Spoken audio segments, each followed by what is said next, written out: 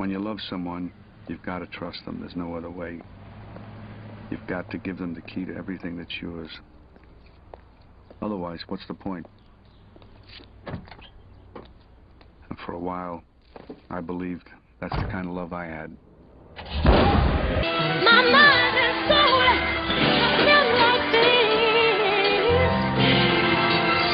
this. This is my song to the Most High, who created all life on earth, like the birds that fly, the sweet air we breathe, all the plants and trees, the sun, and every planet in the galaxy. Yo, they feeding us bullshit with all these books. We didn't ask to be here. We got took, enslaved and killed. We was raped and hung. We was lied to and forced to build America, robbed of our technology and knowledge of self. The black man is the original man of this earth. We can live under the sun, it give us strength. The white man gets sunburned and cancer of the skin. I got a lot of white friends. I'm not a racist. I acknowledge the Most High. I'm not an atheist. I just see through the bullshit and speak my mind. They terrified of my words, so they censor my rhymes. Good Lord, I'm crying out to you.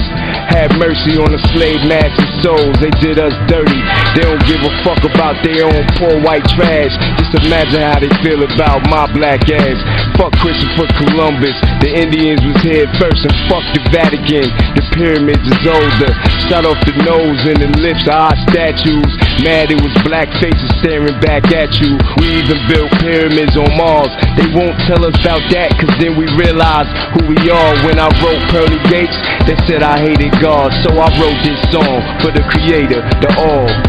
My world is empty without you, babe.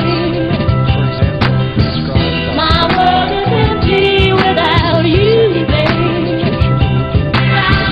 My world is empty without you, babe.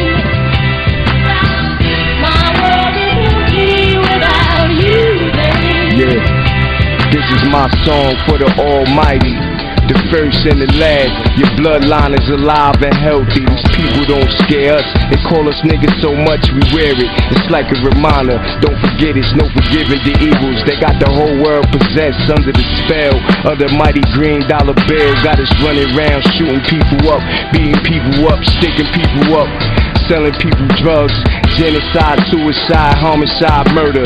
These are the things that we see being brought up in cartoons, movies, and history books.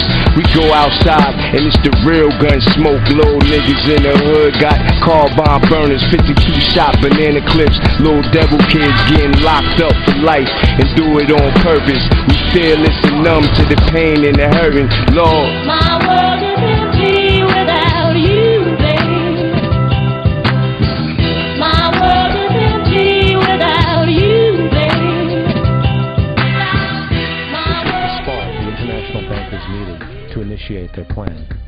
In 1910, a secret meeting was held at a J.P. Morgan estate on Jekyll Island off the coast of Georgia. It was there that the central banking bill called the Federal Reserve Act was written.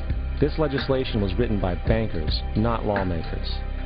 This meeting was so secretive, so concealed from government and public knowledge that the 10 or so figures who attended disguised their names when en route to the island.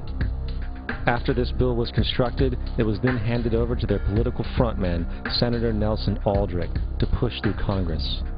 And in 1913, with heavy political sponsorship by the bankers, Woodrow Wilson became president, having already agreed to sign the Federal Reserve Act in exchange for campaign support. And 2 days before Christmas, when most of Congress was at home with their families, the Federal Reserve Act was voted in, and Wilson in turn made it law. Freed the ordinary man from the clutches of the money manipulators was probably the prime cause of the revolution. In 1783, America won its independence from England. However, its battle against the central bank concept and the corrupt, greed-filled men associated with it had just begun. So what is a central bank? A central bank is an institution that produces the currency of an entire nation. Based on historical precedent, two specific powers are inherent in central banking practice: the control of interest rates and the control of the money supply, or inflation.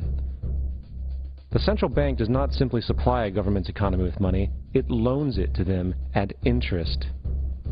Then, through the use of increasing and decreasing the supply of money, the central bank regulates the value of the currency being issued. It is critical to understand that the entire structure of this system can only produce one thing in the long run: debt. It doesn't take a lot of ingenuity to figure this scam out. For every single dollar produced by the central bank is loaned at interest. That means every single dollar produced is actually the dollar plus a certain percent of debt based on that dollar.